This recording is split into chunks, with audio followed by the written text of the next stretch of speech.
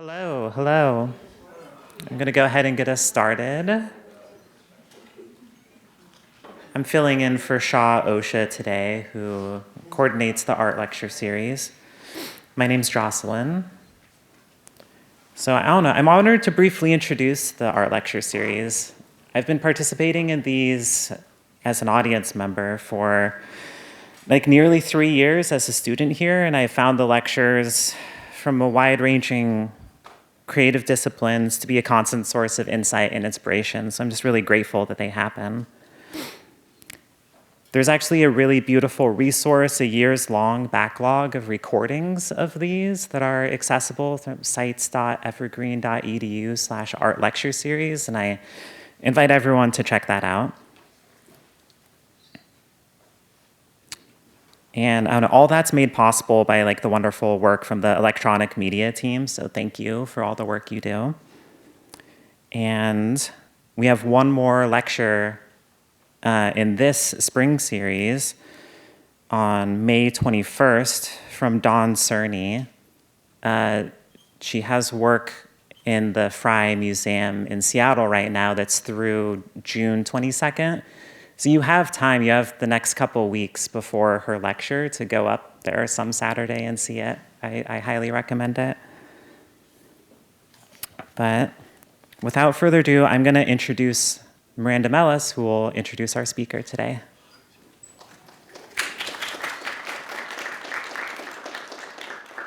Just as Jocelyn is filling in for Shah, I too am filling in, but I don't know who I'm filling in for. In any case, it's my pleasure, really, to introduce Stephen Hendricks, who has an MFA from the Art Institute of Chicago and has been teaching at Evergreen since, I believe, 2002, and is a greener. Went to Evergreen, yes, and most importantly, is a Taurus.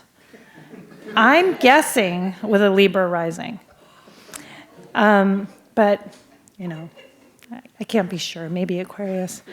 And wrote Little Is Left to Tell, which is just a magnificent, complex novel that I recommend to you, and then most recently published this beautiful novel, Now Beacon, Now See.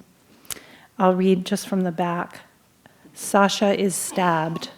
While in the hospital, he is visited by someone who tells him stories from her own deep reading of Dante and Greek mythology. Through an internalized landscape of fables, Sasha undergoes a transformation of life into story, which results in an uncertain, fumbling, and complex dynamic between himself and someone with a capital S.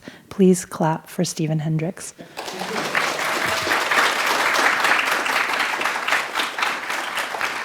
All right. I'll be filling in for Stephen Hendricks. Let's see. This is my outline. I want to talk through not necessarily talk through the work itself, but talk through a trajectory in order to build some layers on what otherwise could just be sort of looking at a single novel, my most recent work. I'll talk a bit about letterpress printing and book arts, and about what I kind of identify as some of the origins of my way of practicing or relating to writing, and then briefly touch on Little Is Left to Tell, because there's so little there, and then hopefully read a little bit from Now Beacon, Now See. And this graphic here indicates that I'm currently working on the sequel to Now Beacon, Now See, which happily the college is supporting me in doing this summer. And then looming to the side there is Samuel Beckett, my major current inspiration. And he looms that way with those eyes. And is often around me when I'm working, because that's a portrait that's kind of on some of the materials published about him and by him. And I like to keep him around just looking at me saying, "What the fuck do you think you're doing?" And I like to remember that always. And hey, yeah, I was a greener. Look at that. Class of 97, graduated and everything. So I thought I'd tell you about, just kind of mention in passing, these are the programs I took. Old Evergreen in the 90s, a program called Great Stories with faculty in Japanese literature and philosophy and mathematics. Program I took, that was a full-year program, and then another full-year program my second year called The Cult of Feeling, Vienna, Berlin, New York, Tokyo. These full-year programs were life-changing for me, or maybe life, I didn't have anything to change yet, so life-defining, I guess. Feminist studies, cultural studies, sort of deep dives into critical theory, Tempting the Muse, program in French poetry, and a variety of ILCs and internships in the work that was captivating me in my last couple of years. And that's me younger, if you can believe it. I don't remember that.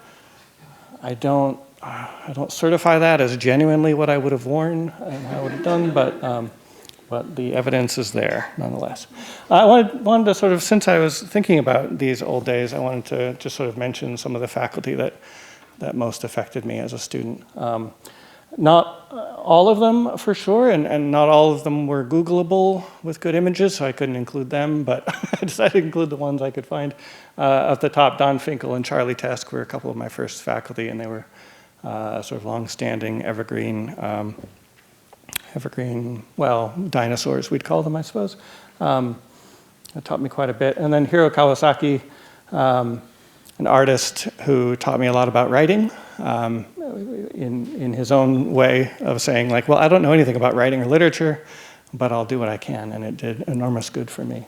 Zhupong Lin, who I worked with, especially doing kind of experimental book arts and printmaking projects, and Marianne Bailey, who was my mentor, not only when I was a student, but once I was able to teach here, I got to work with her several times, which is an amazing experience. There's a lot that's weird about working at the place you studied at. And eventually, thankfully, you forget enough that it stops being weird, but certainly in my first 5 to 10 years here, getting to work with Marianne was sort of a special treat of shifting from student to colleague in a kind of hesitant, shy and babyish kind of way, but she taught me a tremendous amount. And while I was here at Evergreen, there was a thing called, now we have other ways of doing this, but there was a little, every quarter there'd be a little newspaper called Leisure Education. And there was just sort of a kind of a mishmash of little non-credit courses. You could do swimming or rappelling, or you could do, I found one year, letterpress printing. We have a book art studio in the basement of Lab 2 in the building. Sometimes we can go our whole time here and never know about it, but it's a fantastic little place with letterpress machines. This is the sort of old school method of picking up each little metal letter, each little metal space between words, between lines, and arranging them. And for me, this was a real exciting transformation in my relationship to language, my relationship to writing. And there are a lot of ways that I approached it as a student, as a writer, that were kind of thrilling and made me think new thoughts about words. First, it's the materiality of getting to hold a letter in your hand, this stuff that's sort of like, out there and abstract and or on the paper or whatever. You can hold paper, of course, but to then hold a letter is a kind of like a little miracle, like something magic has happened. And then the process of arranging your words letter by letter, click, click, click into place is pretty magical and meditative. You feel both a different kind of control over what you're doing and new kinds of constraints and new kinds of moods. And often with letterpress, of course, you're setting things that have already been composed and they're ready for setting and printing. But of course, you don't have to. You can go to the tray and compose from the tray itself, draft something. And that's a strange process, because suddenly every letter counts, every word counts, and you have this time between letters, this time between words to think about what you're doing. Just imagine that as a writer, going, instead of thinking word by word and sentence by sentence and typing faster than you can even think, if you went letter by letter and had time to think the whole way through. It's a pretty wonderful practice. And on top of all that, of course, letter forms are gorgeous little things. And the way they look pressed into paper, the way they take ink, the way the very limitations of the craft of this kind of old practice that's well outdated, the limitations also create new opportunities, new randomness. It's sort of like, it's one thing to search for a book online, it's another thing to walk through the library shelves, right? And that's sort of what you feel like in this kind of space where everything is materially present rather than sort of conceptually available. So playing with letter forms, playing with how they fit on the page, playing with how the practice changes your relationship to your writing, relationship to what you write and why you write. Because the other feature, of course, is that obviously there's a limitation on how many you get to make. So when you're printing something or when you're writing something for print, you realize very quickly how big your audience is, sort of literally, right? If you're making 5 copies of something, you only need to make something that 5 people conceivably will like, right? It's pretty fantastic, right?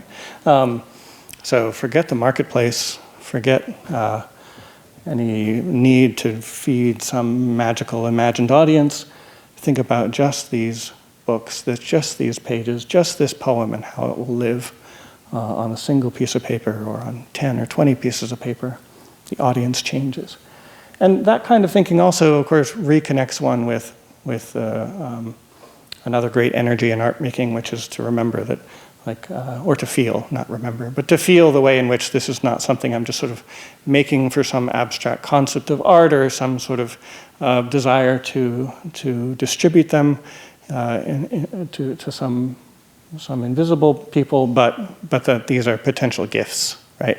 That every time you're making something in a studio like this, every time you're making a small print run of something, not only is that number kind of in your mind as a way to think about what you're doing and why you're doing it, but it's really easy to start thinking about who will I give these to, right? Or what will I trade them for, right? And it becomes a real different kind of practice. So I fell in love with those processes, with graphic design, with all the materials of the practice. Once you're printing from letterpress, you have all these options for different kinds of papers and materials and ways to develop a work. And so you fall in love with every aspect of the book or the practice. This is the first full book I made as a student at Evergreen. So sort of a line-cut cover. Of course, since it was my first, I decided to do really stupid things, including these pages, which it's a funny thing, like thinking about digital design, digital typography. There's nothing terribly interesting about this. It's even quite easy to do. And there's something about the ease of doing things like this sometimes that makes it inherently also kind of maybe boring, right?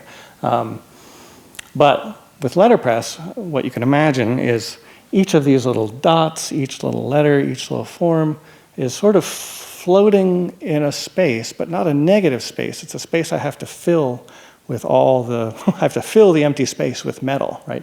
And not only do I have to fill it, but I have to make it all hold together so I can pick it up and move it. So it becomes not only kind of a compositional problem, but a physical problem, a challenge of making the material do, in the era of its defunctness and irrelevance, to make this equipment do something it was never intended to do, which is quite a lot of fun. At the time, I was partly too real inspired by poets and writers like Stéphane Mallarmé. This is just one, maybe even not the most interesting page spread from his poem Un coup de dé jamais n'abolira le hasard, written and printed near the end of the 19th century, and near the end of Mallarmé's life. He's cited by a lot of poets, a lot of book artists as an inspiration because he did what might look like a kind of maybe familiar, or at first look like kind of a familiar, oh, let's make poems more visual, or make them move around a little bit, or make it look like something, right? And he did something, maybe to my thinking and to my feeling about it, quite a bit more radical as well, where the poem is so sort of dashed apart into visual forms that are sometimes bordering on representational, sometimes bordering on a kind of fluid movement or flow. But more often than not, there's sort of almost like a syntactical design going on, such that a phrase is somewhat connected to another phrase, but also you can read it across the gutter or read in some other order down through the page. And the language itself is pretty tricky to parse. So it's even written sort of conventionally, this is dense, weird poetry. And now spread out through the course of a book, it becomes quite a labor in a sense to read, and quite a play to read, quite a joy to kind of pick through and see what your mind does with it. So I got really interested in just how words appear and occur on surfaces, what can happen in the context of a book that is different from kind of a linear flow from page to page. This is a little hard to see out of context, but part of what's happening here is I'm working on a what's called a Washington-style press. It's a huge press bed, and it's kind of what you'd see if you were looking at sort of like a, I don't know, 17th century press, big bed and a plate that just comes straight down on it. So I have a big, maybe it's 18 by 24 inch area, and I have this wooden type, and I have metal type, and not only that, but I can transfer, I don't know if you can see it in the large J there, I can transfer ink from other words onto other letters. And so the material just becomes this real great space for play. The paper is not made by me, but it's this gorgeous material. It's fun to work with. Playing with language in this way did a couple of things for me too, just thinking about the material of language and moving away from the sense making of language, or finding other ways to just focus on letter forms, or you could say the idea of language in a text or on the page and how it works. So finding all different kinds of ways of presenting things. And I think where this goes for me, I think later as a writer or someone who sort of writes more conventional looking novels as well, is that it solidifies for me a way of meaning making, a way of thinking about how different aspects of text or story or narrative can relate to each other beyond any linear mapping or any sort of easy relation between a kind of beginning, middle, end, but multiple streams of text and idea or form or genre that can play together in the space of a book. And this, maybe even in a similar vein, I suppose, but this is me playing with Italo Calvino's text from Invisible Cities. This is a book, I don't have a good shot of it, but this is a book that's kind of has a metal ring around it, and then the book is kind of locked into that ring, and the pages swing beneath it. And all these threads you can pull and move the book around from the outside, sort of evoking the sort of nonsense that's been made of the letters from the original, as if they can be, kind of pulled this way and that way and recombined or reordered in various ways. So at the same time, I'm playing with how I write in my whatever journals or how I draft, and trying to think about, all right, that's all kind of weird and funky stuff, but what about just writing a narrative? What happens when you just write with your left hand, or write in columns, or start writing in little chunks, or turn the book around? Like, how does it affect me as a writer? What would it do to a reader to encounter text moving around the page or finding these different forms? And obviously there's always that tension in playing with this kind of stuff of like, well, this is a nice gimmick, but who cares, right? So looking for all those ways that it might matter how we do this. And maybe the lesson too is sort of, well, it at least matters in my creative practice, even if it doesn't remain in this form or matter in some final way. What really matters, if we can call it that, really mattered to me as I kind of built my first novel, Little Is Left to Tell, was a relationship to, another relationship to books, I should say. And the short end of the story is my grandmother, my mother's mother, had pretty debilitating Alzheimer's at the end of her life. And so when I was very young, she had to be moved. I'd never really met her before. She had to be moved to where we lived and in a care facility. And in that move, of course, my parents obviously got rid of some of her things and kept some of her things. So one of the things that we kept was the books that were important to her. So imagine me, a 10, 11-year-old, never met my grandmother. She's nonverbal by the time I do meet her. And I think, well, this person, I should probably know who she is and what she's all about. And all I have are her books. And luckily, it's not just her books, because she was a pretty avid note-taker and journaler, and journaled in the books that she was reading, creating these really rich, I mean, if you know this feeling of encountering a book with someone's writing in it, someone's notes, someone's documents slipped in it, it has this very organic, bodily kind of feel. So for my little imagination, it was very much like, oh, this is my grandmother, right? These things, these words. And so encountering her work and its layers and the ways that I could kind of come to know her and other aspects of that side of my family through her interests and fascinations became a way of generating my own thinking and material. And part of what I do in writing my first novel is a sort of, if there's a kind of underlying impulse, it is like my desire to, in some sense, know that part of my family, but of course not also try to know them in a false way, but sort of to know them in a way that is through my encounter with these materials, right? This is the key word, or the 25-cent word that everyone loves is palimpsest, right? A palimpsest is a word that refers to our capacity when we're writing on vellum or some kind of flesh. It's expensive and murderous. So if you've written something and you're done with it, you don't need it there anymore. You don't just throw it away. You can scrape off layers of the page and eventually get it, mostly sort of erased and then reuse those pages, right?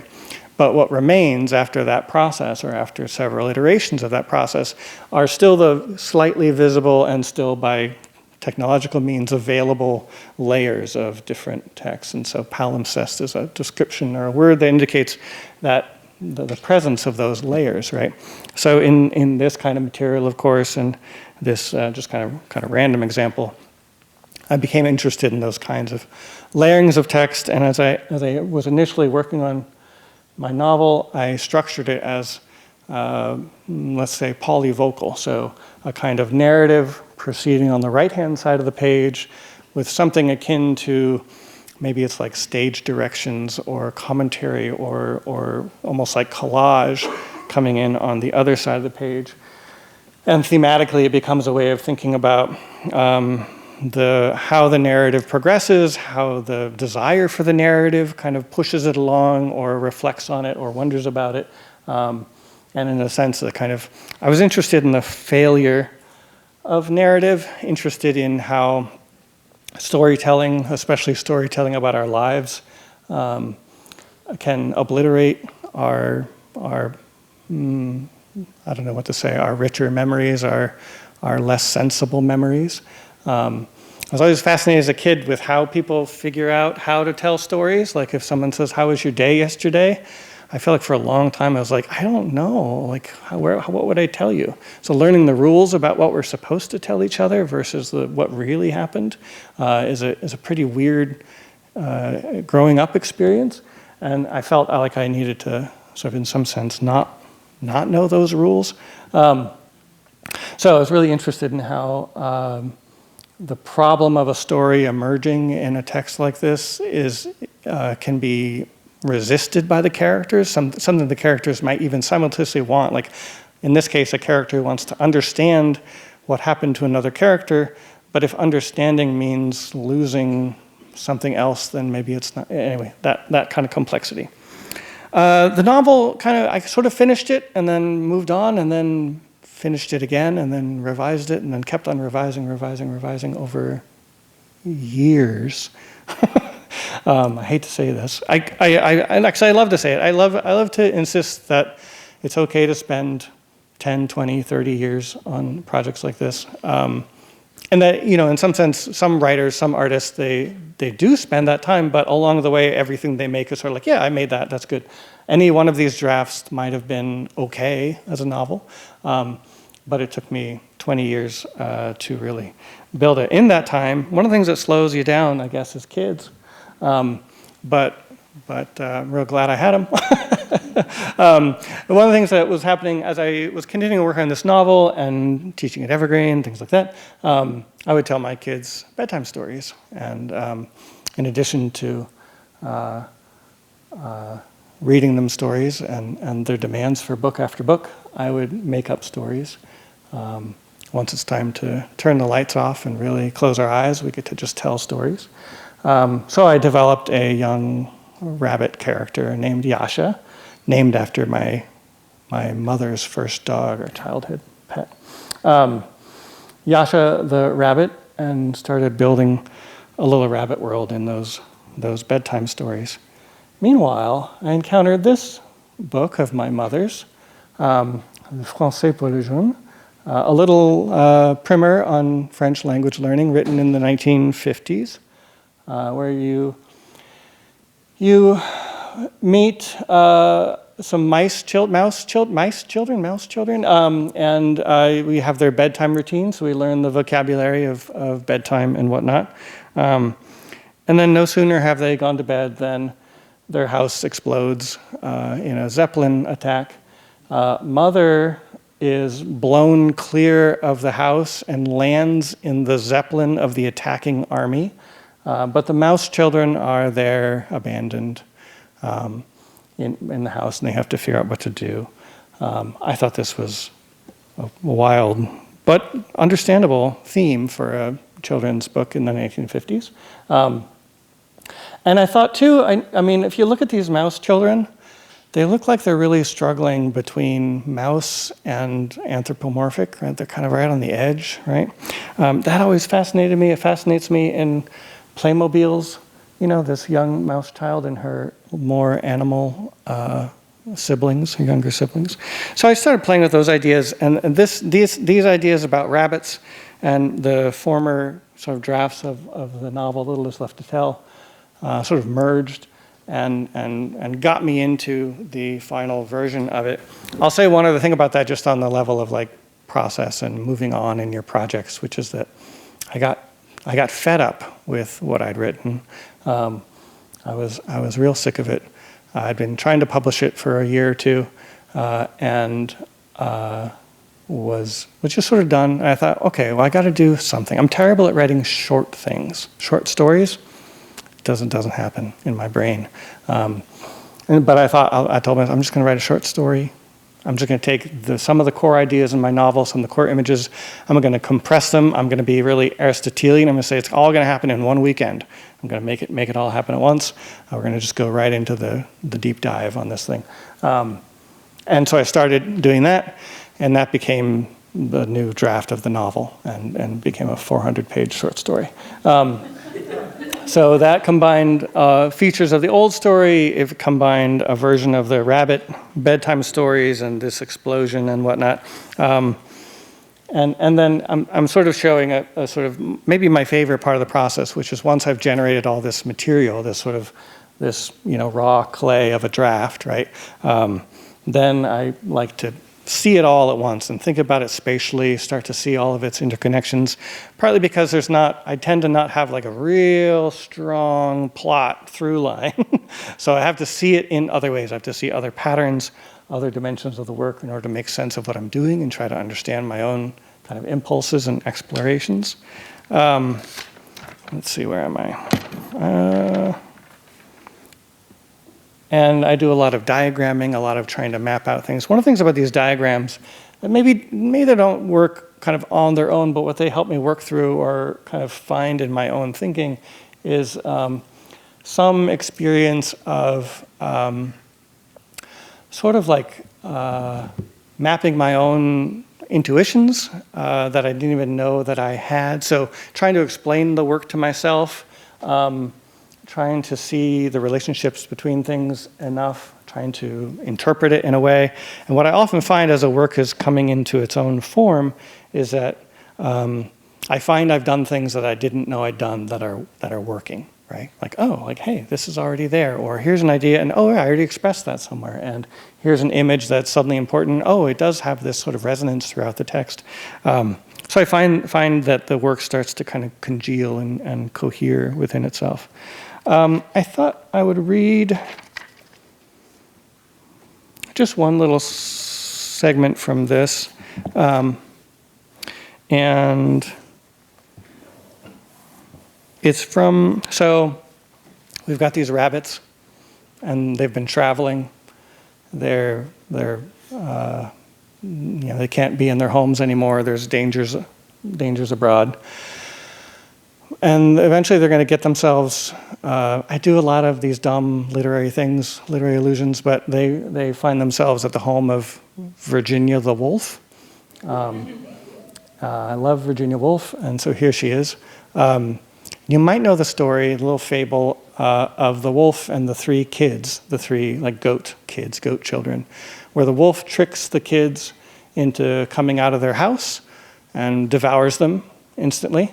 And then the wolf is, walking away, and there's a big river. So the wolf is like, "Oof, you're not supposed to swim on a full belly. I'll take a nap. I'll cross the river later." So the wolf takes a nap. Meanwhile, mother goat finds that her children are gone. She's like, "Oh, I bet the wolf ate them." So she goes and finds the wolf, sees his big, full belly full of her children, cuts his belly open, takes her children out. They're all fine. Loads the wolf's belly up with heavy stones and stitches him back up and walks away and watches. Of course, the wolf wakes up. He's like, "Whew, I still feel pretty full, but I got to get out of here. Going to cross the river." Wolf walks into the river, sinks down and drowns, right? Yeah. My cruel little debased imagination thought, well, this is interesting, considering how Virginia Woolf ended her own life, which was in that same way. And this is not for nothing. This is part of the novel is exploring a suicide in my family and how it functions, and so that's part of what I'm doing with these various characters. But here we meet Virginia the Wolf. And I also, the secret of part of this text is that I generated it through some what I'd call Olympian constraints, and you can look up the Oulipo on your own if you can figure out how to spell it. So I used a variety of kind of Olympian constraints to develop a text and translate some other texts into parts of this. So it says, "The sun sinks. One sees landscapes encircling creatures who want only to leave this cold night. I have resisted grain and water enough to die before the week is out. I disperse like angels around a grave. A solemn rail I shed black hair, such feet, such a purse, hairy cheeks, a pacifist chin, become a banquet of dust. In slippery satin, sea green women condemn me, a square upon the oblong. Here are the stones that wither beside the smooth stream, where fish sink, sea-smitten, almost gods, bearing fruit and blossom. I take them from you, mended to the sky and to the distant shores. My fortune of stones. I watch the cool wells, I walk the roads. I will remain in this landing between stairs, looking out upon dead lands where nothing moves. I will hold on, I will not let go. I will consume and be consumed. From the air that forms in the heart of the earth to the air that forms the breath of me, I cast my stones, my curses. Virginia the Wolf was a fractal.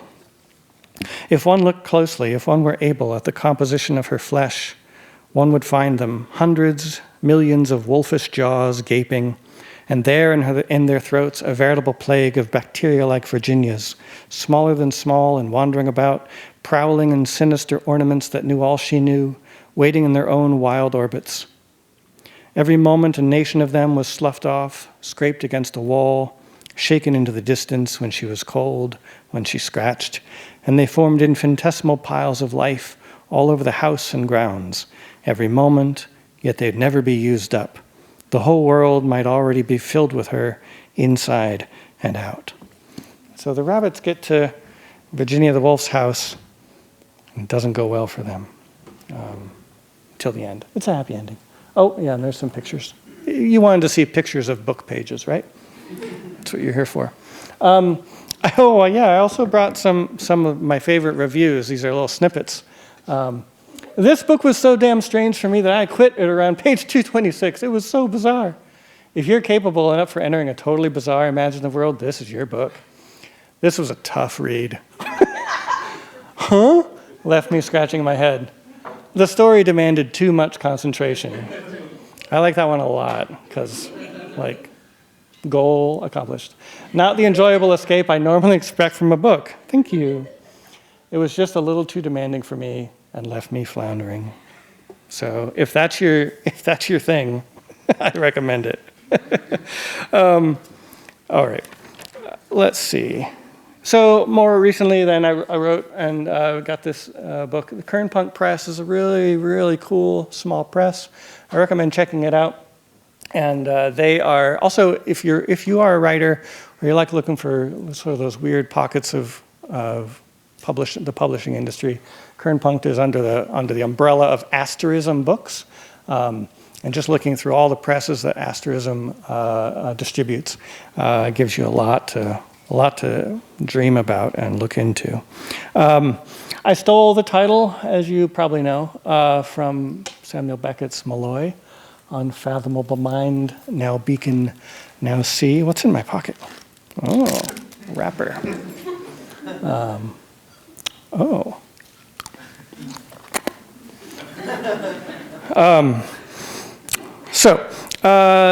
I'm not going to talk too much about Beckett, but I guess the dirty little secret here is that Beckett is my new grandma, maybe, right?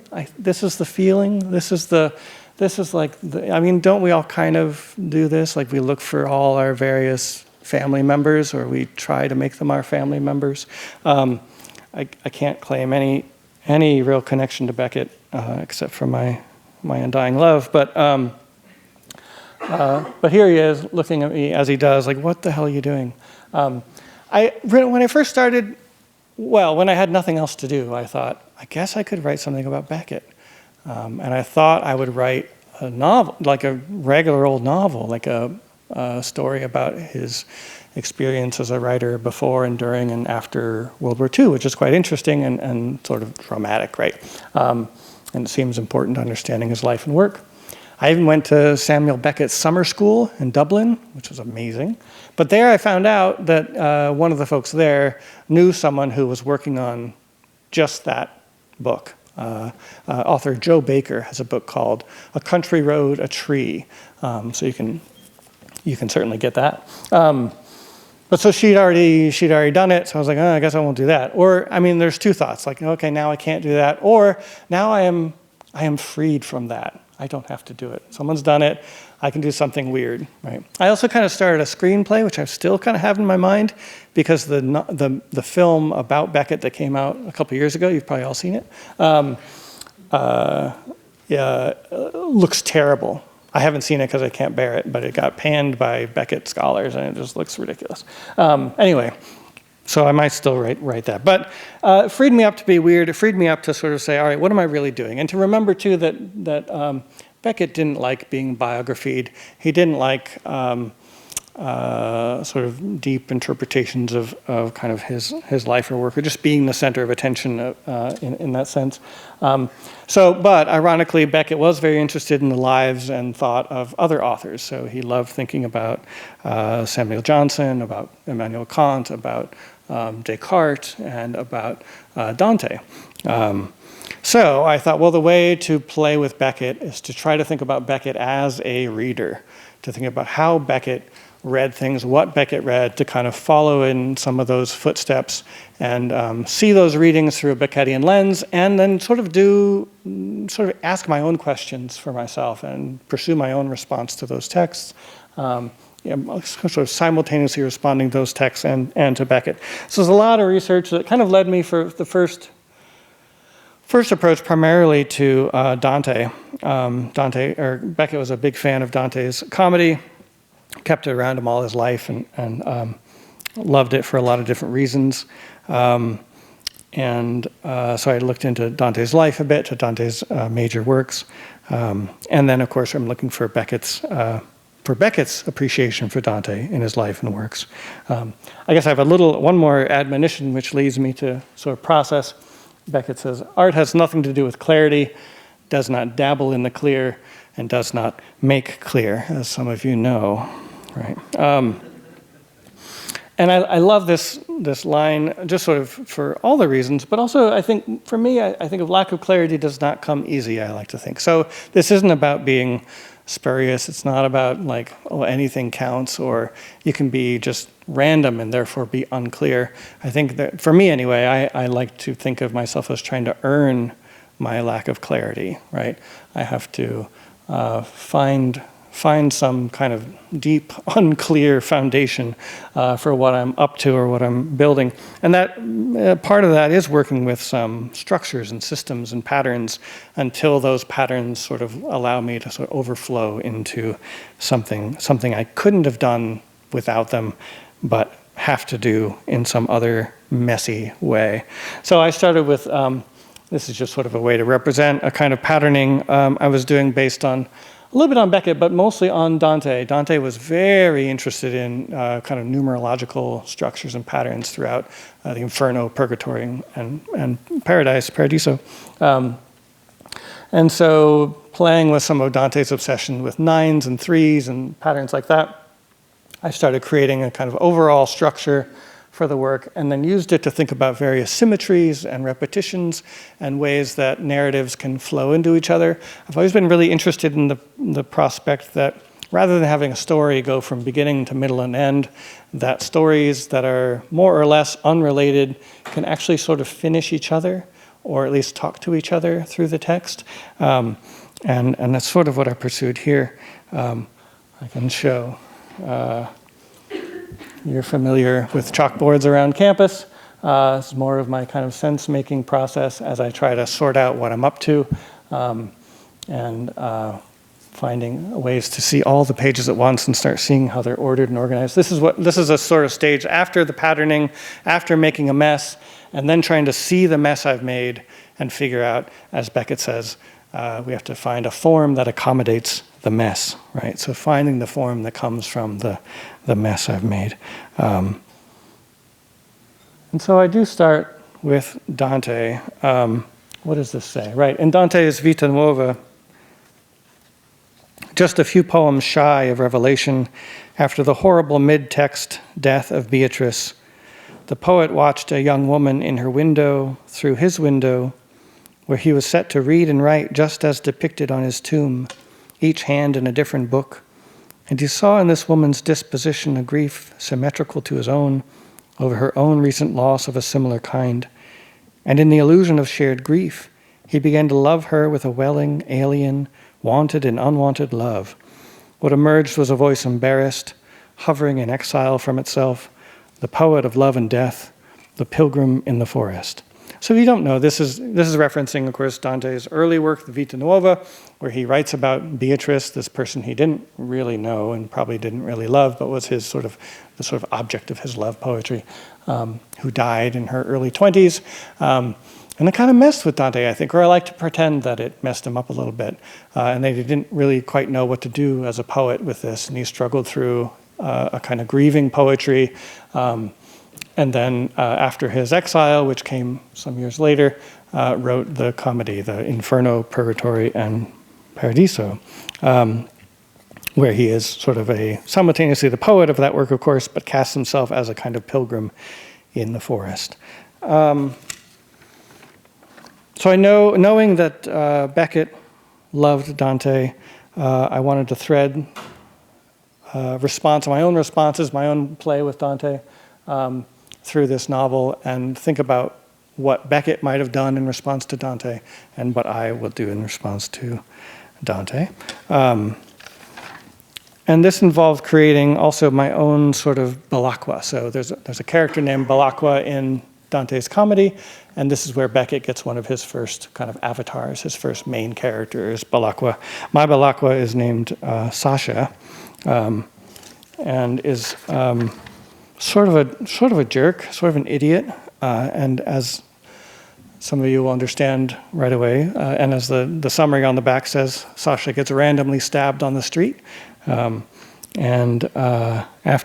during his recovery in the hospital, he meets a woman, a former sort of an acquaintance called Someone in the text, who sort of helps him recover, and who he sort of falls in love with, and she really is not falling in love. And that's kind of the spine of the text. None of that. It's hard to describe what my novels are up to sometimes, because I'll say, here's something that happens, it doesn't really matter. Here's another thing that happens, that doesn't really matter either. These are things that build the book, but they're not where the heart of the book is. But here is some stabbing. Haggard with drink. Yeah, of course. There we go. Haggard with drink. Sasha on the slick blackened bricks. Here he is looking, no. As all at once a shadow pounds past. Sasha hits the ground. With the help of anyone and none, Sasha makes it home before realizing that the pain in his chest is seeping, that his coat is sopping. That's my blood, he notes. That's my blood. He pulls back his overcoat, releasing an already animal smell. All in the past, as if remembered. Someone was the first visitor, standing there at the hall mouth. A contrived bouquet hung from her arm as she spoke with a nurse. When the nurse moved off with purpose, someone scanned the room, where in other beds were others, with their clogs and their leaks and their breaks. This won't do it all, as if it could be undone, properly done. Someone sat down. She only tried for a moment to be jovial, then fell to mock spousal, dutifully so. She grasped Sasha's forearm. Damn. But by the third curse, she felt false, having grieved her sister so desperately she had little left. For Sasha, it was not a meaningful time in life to be stabbed, to die if that was in the works. His ambitions had fizzled, foamed, and what wearish sentiments he would leave, friends already half departed, phrases half written, in the end, the return of a wandering surd to its waters. All the same, now someone was here, so at least there was that, and someone was speaking, uneven and slow, knowing how the hurt mind wandered, and Sasha could listen or not. Someone talked at him of things in the city and sundry of the country, away on the continent, and of the endless woes and wishings of the living. He asked if she would come again, and she said yes, and she would bring a book. They moved him to one of the private recovery rooms at the request of someone's family. He appreciated the boundaries. The ceiling grid of 9 panels by 7 made a trapped sky specked with 1,000 distant eyes, and fleshed all round with stained and cockled fibers where it met the wall. A sconce could be operated by a switch just outside the room, its wires running within their casing to a point above the door, where it all burrowed through. A small window perched uselessly high in the far corner. Were he to stand in that corner, just his head would have been framed, cropped for no one but a bird flying by to see, and him to look out on nothing and no one. From where he lay, none of the glass but just the frame of the window was visible, and the light that passed through and its outrageous parallelograms on the painted walls.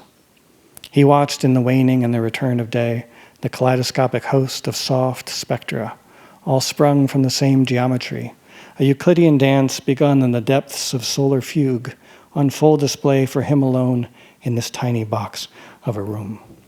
So, in addition to playing with a kind of Balacqua, I play around with other figures that seem to matter, or seem to, depending on how much they matter to Dante, it's hard to tell, I guess, to know how they matter to Dante, but to matter to readers, to matter perhaps to Beckett in various ways. And one that matters to me as well is Ulysses or Odysseus. And let's see, do I have? Yeah, I'll read this one. In Dante's Inferno, Ulysses appears sort of like a shadow in fire. And Dante didn't know about the Odyssey. He hadn't read Homer. He'd read Virgil and other accounts that related to Odysseus. So what Dante is interested in is the fact that it's actually Odysseus' later life. So he was an old man. But here we go. Ulysses was robed in fire. After a life of shipwrecks, robed in the fire of antiquity. Dante can't really see him. He's not really there. He's just a shadow, a thickening. He's not allowed to be anywhere. Old man Ulysses had set out with a small crew, his dry, black boat almost a dinghy compared to the ship he'd sailed from Troy. Penelope did not complain. She knew he would likely not return. It might as well be his funeral as she waved the rehearsed wave of the wife at the azure shore on the docks in the marine breeze. Her feelings were her own, as they would be the remainder of her life. She was comforted by his absence. Instead of chaos and anger, now she was all calm, sitting, thinking, not waiting for anything, the kind of thing that can't be described. I can't go on about it. I'm glad of it. For what she did was escape, or she was let loose from the clutches of myth. We may not run out of verbs for her or images, but myth recoils. They sailed without trouble. Imagine Ulysses sailing, unmolested. Perhaps the gods had been subdued, or they knew that Ulysses would undo himself. Some other force awaited him, something new in the shape of time, the shape of the heavens. Through the straits they passed beyond the boundary stones of Hercules and entered the vastness of the open sea, beyond which could only be more sea. They were all old men, well-traveled, masters of the water. But the journey this far was different. Ulysses chided and inspired them not to be brutish, not to remain satisfied with the known world, with the limits allotted to other men. This was not adventure. As adventure it was, no doubt, folly, void of consequence or spoil. This was knowledge. It was pure. It was knowledge that very likely would be lost as soon as gained. What knowledge? Ulysses was the first man of the modern novel, a man who never held or read a book. He charted the passion of narrative cut into the unknown sea, into the perils of silence, into the monstrous waves. Above the swells that crushed them, Ulysses alone saw that disastrous mountain, purgatory. And down in the dark maelstrom, he saw a galaxy of stars, storm below and silence above. All things bound together in his mind. Ulysses sank into the familiar gray, airless depths. How many times had he drowned, or nearly? The ice of the water burnt and then relieved him of his body. His senses were overrun, filled and emptied. Even then, it was believed that one's last thoughts would be a review of one's memories before the fresh water of forgetting, the story of one's shadow before the shuffling away into soul. For Ulysses, it was otherwise. Above the abyss, no warm remembering, no cold forgetting. Now, swallowed by the successive clashes of storm and silence, there was no clash, was no wave, were no stars. Ulysses had approached purgatory, and for persisting in the approach, he and his men were crushed, drowned, so that nothing took place and no trace remained. One of the, I guess I'll read this other section now. No, I want to skip that one. But I do want to talk about Tiresias. Another character I pick up from Dante, who I think appears in secret ways in Beckett, for that end of things. Tiresias is a fascinating character in myths. There are a bunch of stories about him in different stages of his life. You might know the story that he was walking along one day and decided to saw a couple of snakes, decided to beat them with a stick or pick them up with a stick or something, prod them, and that peeved Hera, I believe, and she said, "I'm going to turn you into a woman." And so then he spent about 7 years as a woman, and then was turned back into a man, or turned into a man. He had a couple children as a woman and a husband. And then in older life, or at various times in his life, depending on the story, he was struck blind. One story of why he was struck blind is because having been both a woman and a man, Zeus and Hera are like, so, who has more pleasure in sex, women or men? And Tiresias answers, and Hera strikes him blind for answering. So there are lots of interesting stories about it. He's also obviously a mystic, a fortune teller, and he appears in Oedipus to say, Oedipus, stop. Like, stop asking questions. You don't want to know. He is connected with Narcissus as well. And so there's a chunk here that plays with Narcissus and Echo. And I'll read that for you, and then just one or two more pieces.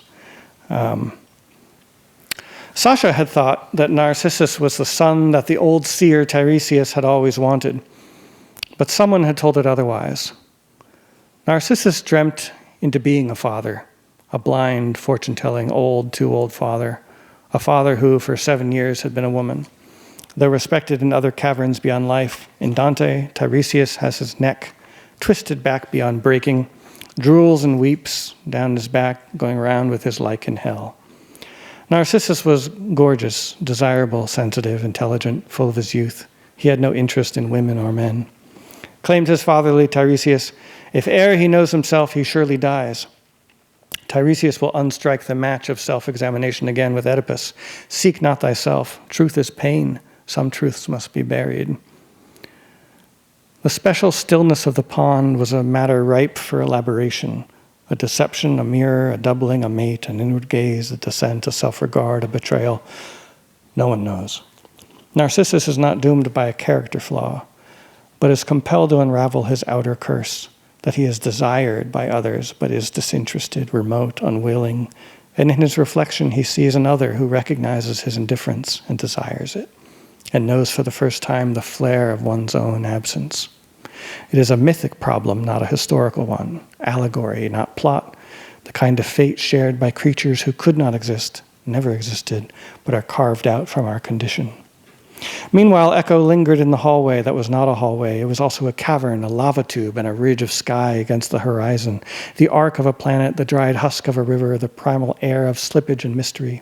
She enjoyed the interior sounds of Zeus and so-and-so's coupling, rutting, animal, plant, electricity, an erotic science of being and becoming, a poet's enjambment, lips drawing the throaty earth into song, solar systems and gravities born from their nerve fibers, fat with goat's blood and smoke, their folded weather swelling with story and consequence.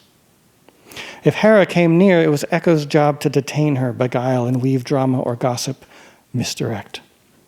The game had been going on forever and would continue forever after Echo's metamorphosis. It was evening. Hera wished to sleep or rage. She was a bit drunk. Meeting Echo in the hall, she was in the mood for an undoing. Echo plied her, "Come see how this mortal ponders you." Not this time. The punishment arrived in an instant. Echo was mute.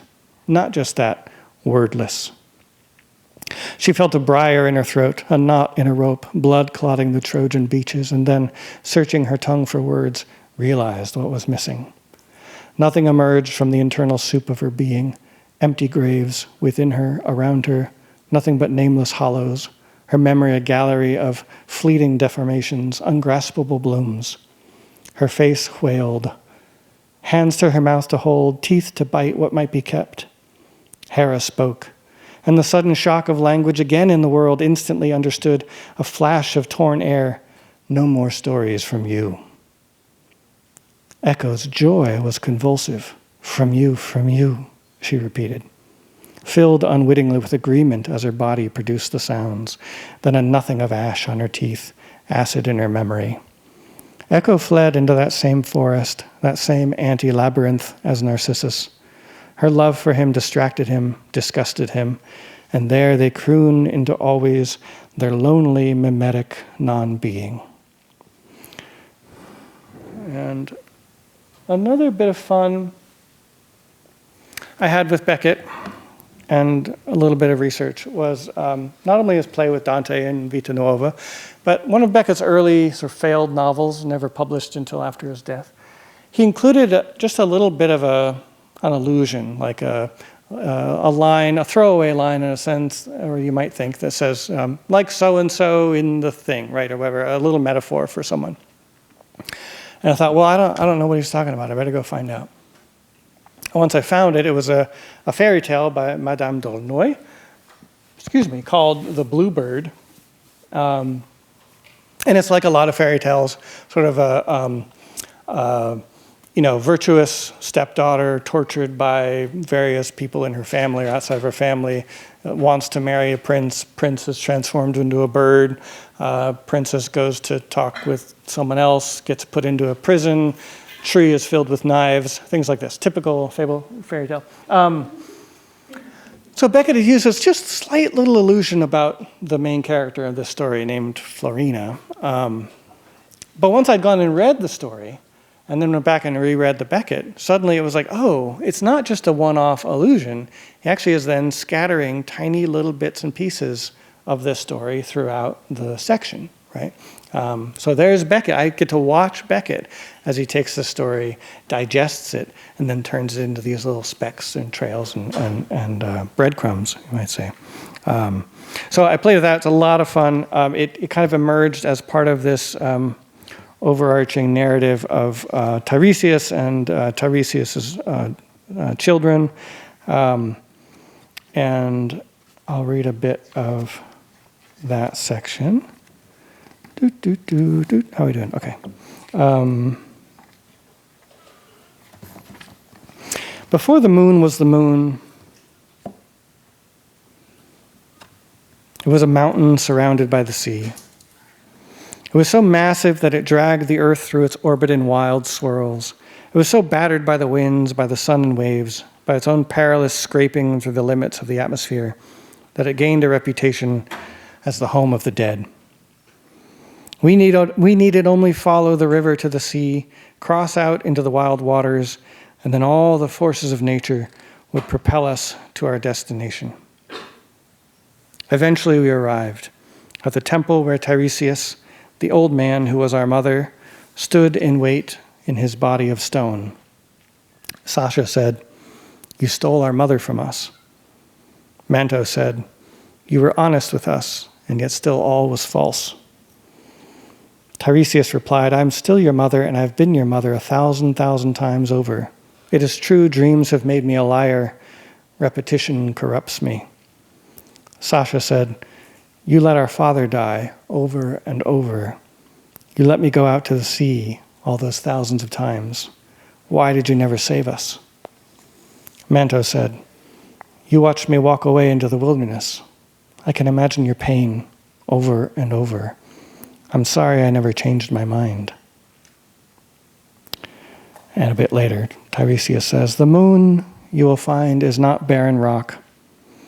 Though lacking plants to farm or creatures to slaughter, the denizens of the moon have carved and stacked their towers and hotels.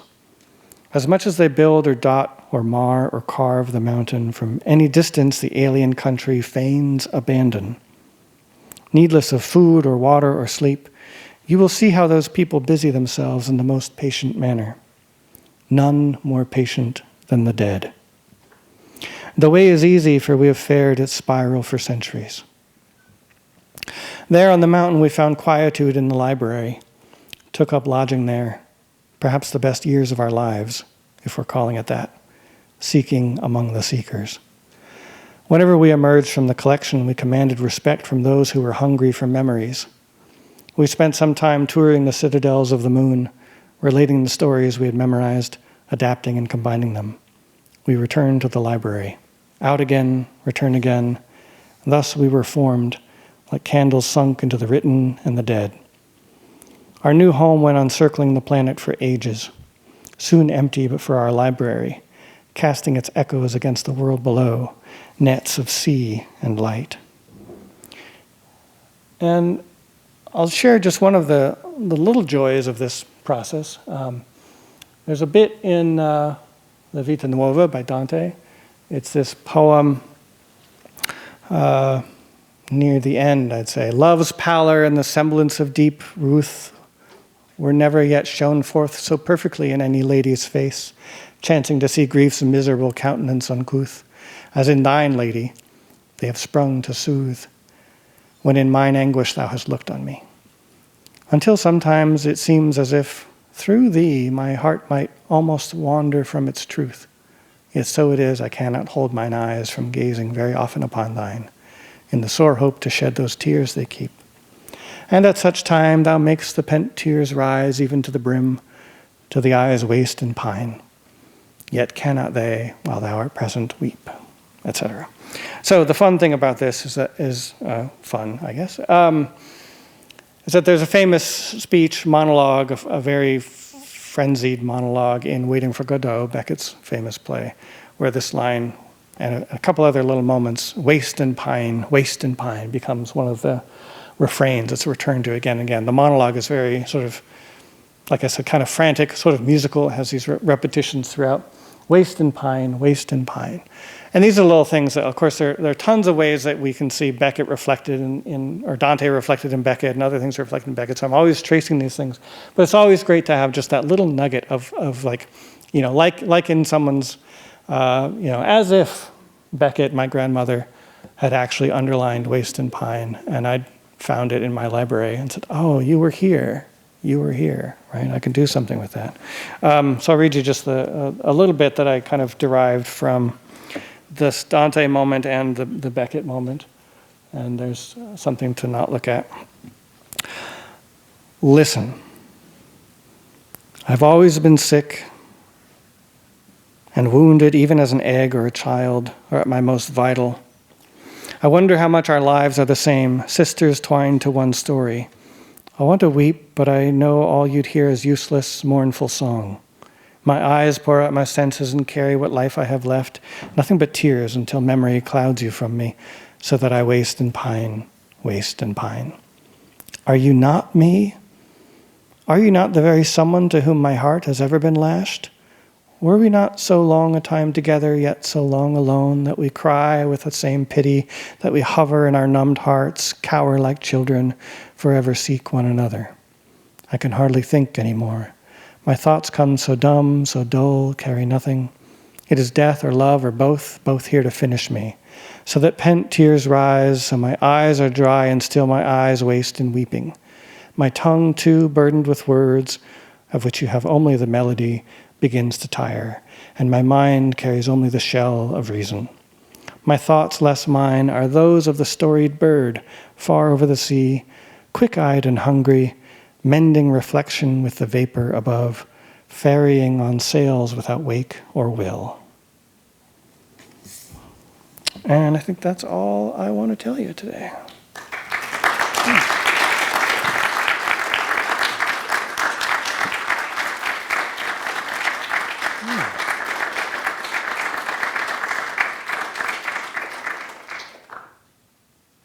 Thank you so much. We're going to get into Q&As. Please raise your hand. You could call on people. I could go find people with the mic. I also want to invite our virtual participants who are watching on Zoom to use the Q&A. Also, I understand there are some people who already asked questions, but I joined late, so I can't see them. So if you already typed one in, please type it in again, and then I'll get to it. Thank you. So I was looking at your the thing you did where like you had to take these individual metal letters and arrange them like individually like that, and then I think about actually in a weird relation how that sort of has a weird relation to like space and like you're distorting space in you're moving through immediacy, but then there's also like I think the second half of your where you're looking at all these historical things, and that's sort of a distortion of time.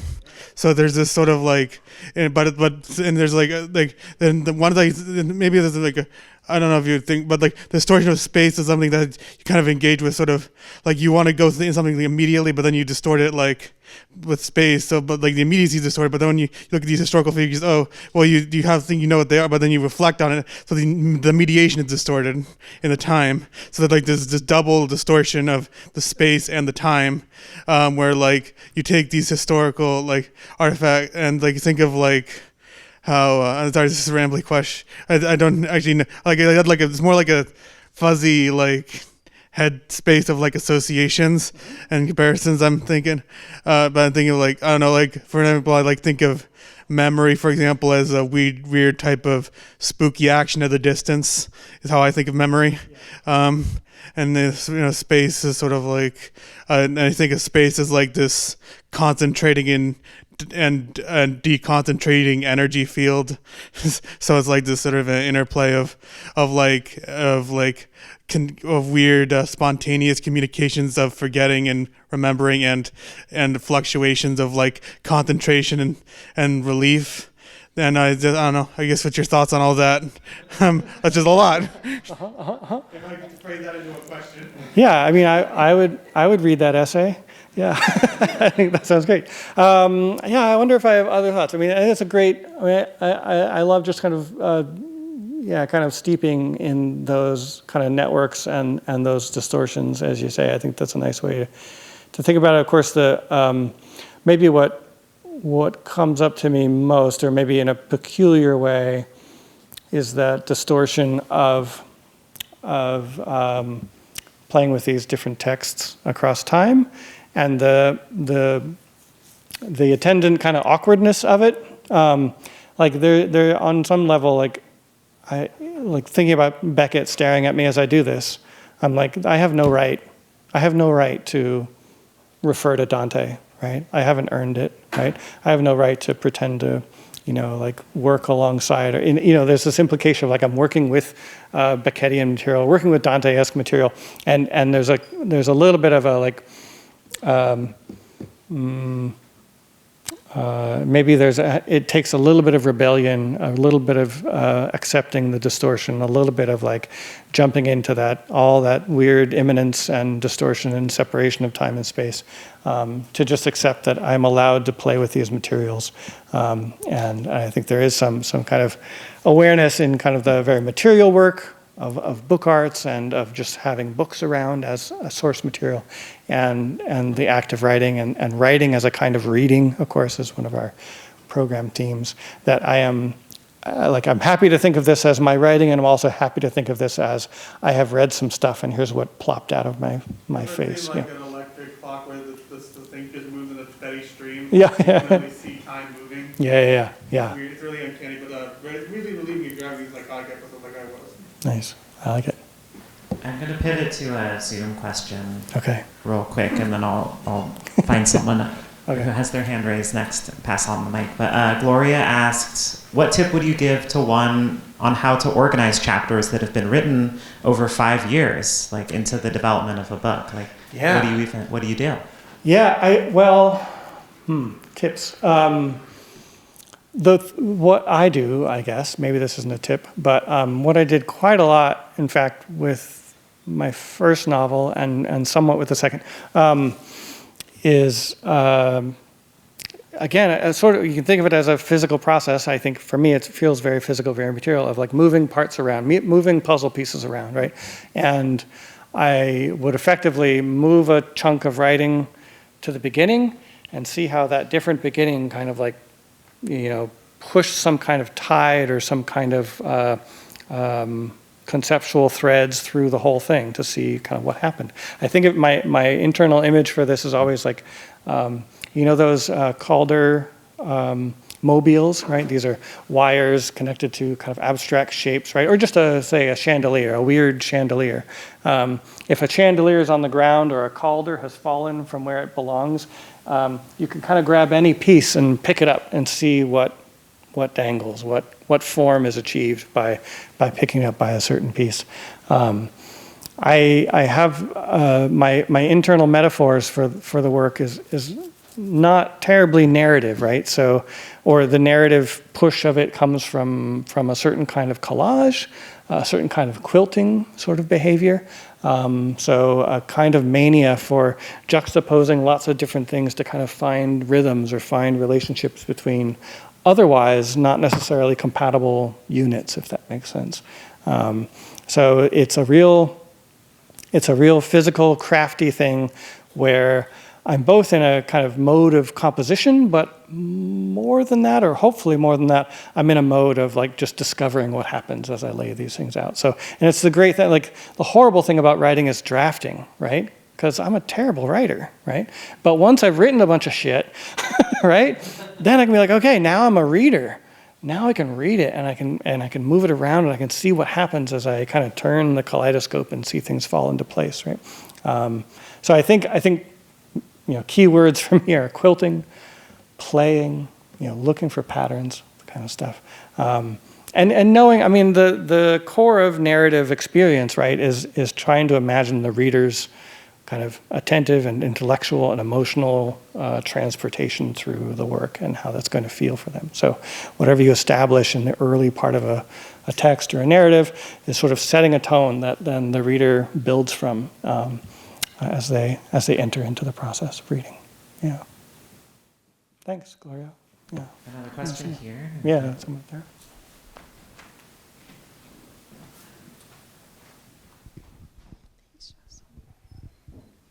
I just wanted to, I wanted to ask if you've ever read Hypnerotomachia Polyphily by Francisco Colonna.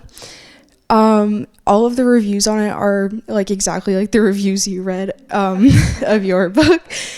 But it's like a 600-page rambling about dreams and architecture. And I don't know, from what you described, it seems like something you might like. It was written in the 1400s or 1500s maybe, I can't remember, but it was thought to be by an anonymous author, but then they figured out who it was. But he was like a monk, but he was having lots of un-monk-like thoughts and was writing them all down. But it's a great book. I recommend reading it. It sounded like you may have been inspired, but... Yeah, it puts me in mind, one of my favorite books about writing that's not about writing is called Chambers for a Memory Palace. And it's two architects writing letters back and forth to each other about some core architectural concepts and terms. And I feel like I haven't learned anything from another writing book that I didn't also learn from that, thinking about space and movement and perception and kind of like the bodily relationship to a place you want to go and how you're going to get there and how your perspective and how your experience of your body is structured by architecture, and just how we perceive form, right? That you can go outside and notice that you're in a place that is sort of defined by the edges of the forest or the edges of a wall or the unseen and the seen that construct a sense of location for you. And I think that's kind of how we experience reading to some degree, that we're kind of plopped into an unknown sort of landscape, an unknown space, and we have to move through it and start piecing together where we are and where one space leaves off into another, and how we might flow through that and understand ourselves in that space, right? Yeah. Cool. Another Zoom question. Daniel asks, creatively, if someone struggles with a negative feeling of loss, like of raw thought expression, through over-editing, what advice might you give? Oh, loss through over-editing. Well, I don't think I have advice, because I'm just a co-sufferer. I will say, I'll tell my story, which is not advice. But so, when I did finally get this thing published, after lots of attempts, and the sort of, sometimes there's nice scaling up. Like first, your rejections, your hundreds of rejections are like, no, thank you, maybe another time. And then you get like, this was interesting, send us something else. And then like a page of like, there are some things in here I didn't like. If you change those, consider sending it back. You know, like you get a little bit more and more anyway, a little bit more foot in the door. But there was a moment when this press that I'd always kind of kept my eye on had a open window, very short window, like a 1 month window for submissions. And I didn't notice it until the last day, the night that the submissions were closing. I was like, oh shit. So I was like, okay, I got to rush this.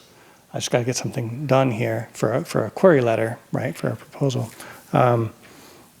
And I was at a point with this book where I was like, it'd been sitting around, kind of finished for long enough that I was like, I just don't care anymore, right? Like, I'm just going to move on. Like, I don't need to publish it. I don't really care, right?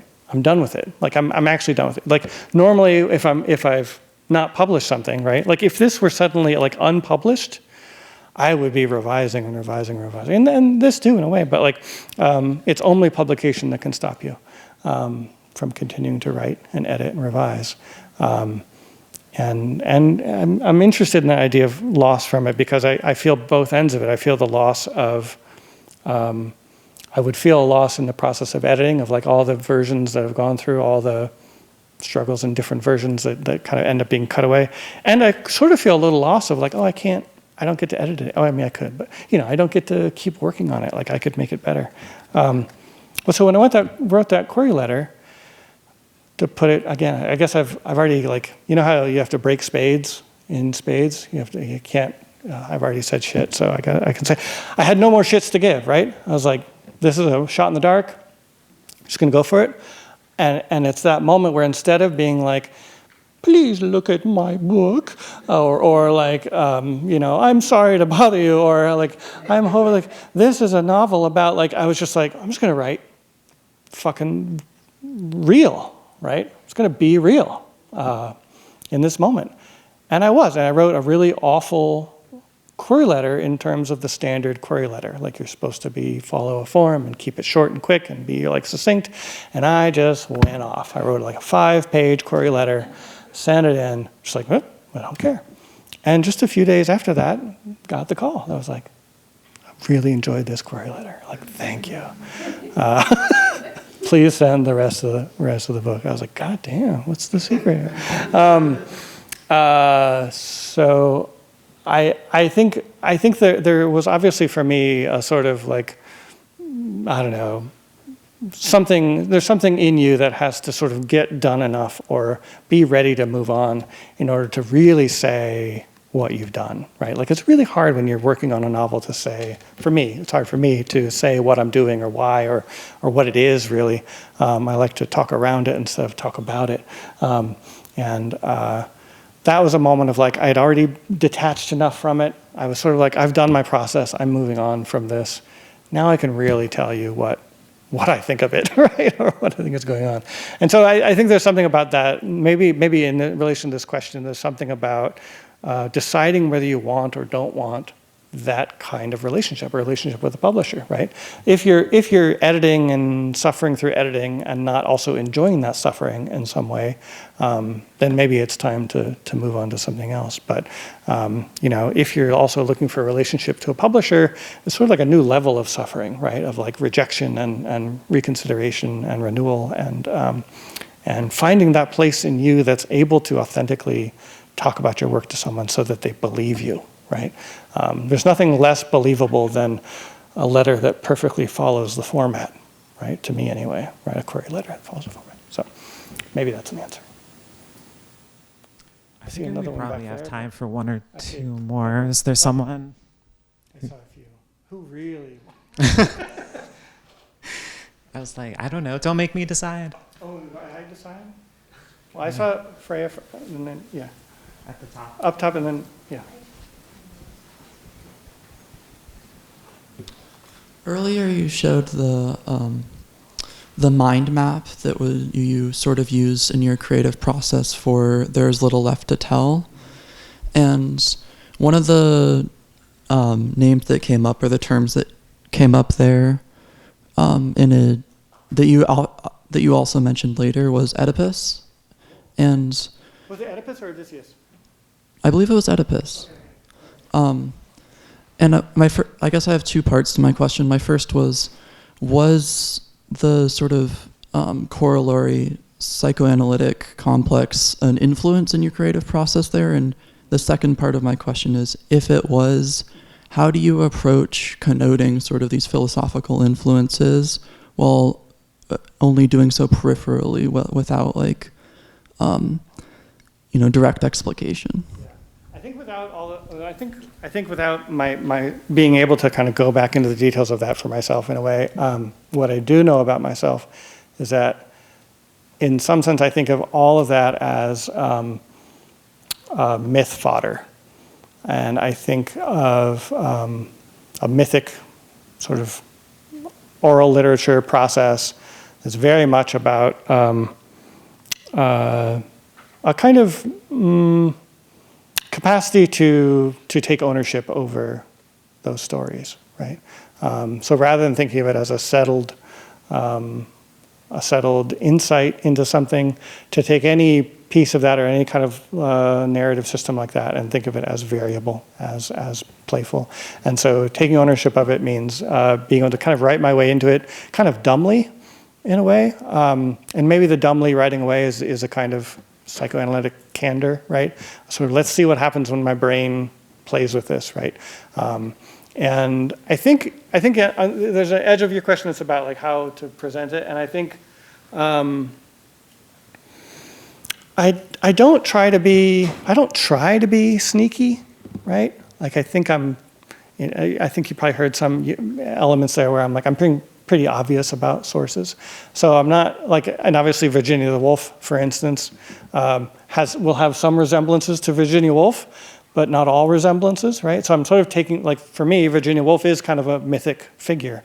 Like she is just this like vast creature of the literary universe, and so I'm sort of betraying her reality in a sense and turning her experience into this kind of mythic thing. And same with any other myth, kind of like I'm taking ownership of it. I'm recognizing the reality that exists, or the existing narratives or myths or stories, and I'm kind of slipping my mythic little pamphlet onto the same shelf, if that makes sense. Yeah. Maybe it does. Let's do one more to ask a question.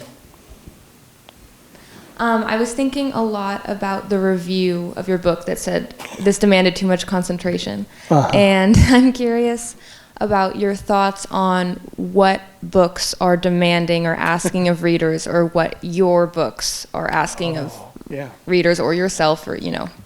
Yeah. Whew. Oh, man. It's already one. Okay. What I think I can say quickly, and I was telling our students some of these things about me earlier, I'll say it in the abstract, I think, which is, obviously I developed this sort of from the things I love about reading and the things that sort of made me into the reader I am. And these are things that are about, maybe on the one hand, encountering things like allusions, right? So that each book is also a kind of more or less explicit or sneaky, I guess, path to all the other books, right? Because I want them to be bound up. And like every book that you read that has some kind of connection to others, they build up this, the super book of your brain, right? So I think some people don't like that, and that's okay. But that's a great joy for me of feeling like when I hit upon something in a book that I don't understand or don't get the reference, like I am just delighted to like go find it and discover it, and 9 times out of 10 it opens up a beautiful, interesting world, and it makes these texts kind of enhance and play with each other in interesting ways. I enjoy, I don't know how to, so difficulty, concentration. I enjoy I mean, who doesn't want to concentrate? What the hell is too much concentration? I don't get it.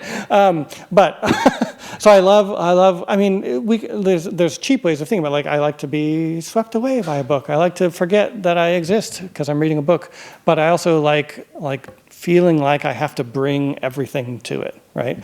That I have to be emotionally present, I have to be intellectually present, that I have to like draw on my memories and draw on my sympathies with all kinds of different people and places and things, and that a book is forcing me to pull in lots of my own resources all at once. What better skill could there be to develop than that capacity, right? But that is a kind of concentration that can be difficult or painful, or even just feel like it shuts you out of a certain kind of pleasure, right? But that's something I think I attribute a lot of my personality, maybe falsely, to being a youngest child, which means I was always the dumbest, always the least informed. If your parents are going to tell interesting things about the family, they're going to tell it when the eldest child understands it. And I'm just there, being like, what? What is going on? What is life? And so also my siblings were super smart, like stupidly smart. And so trying to figure out how to understand what they understand and figure out how to get into the world they're getting into. I just always sort of saw difficulty and sort of the encounters with my own inability and stupidity as like invitations or like demands on me to be like, oh, I gotta figure this out, I gotta do this. And so books that challenge, books that kind of give me access to a new kind of pleasure or form or way of reading, a different kind of mind to be in for a while are what I seek out as a reader. Yeah, is that kind of getting at what you're talking about? Yeah. Cool. All right, with that, we're out of time. Thank you again so much. Thank you.